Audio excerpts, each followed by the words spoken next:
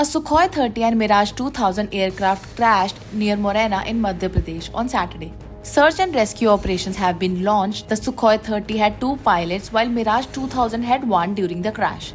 Initial reports suggest 2 pilots are safe. An Indian Air Force chopper is on its way to the location of the 3rd pilot, the sources added.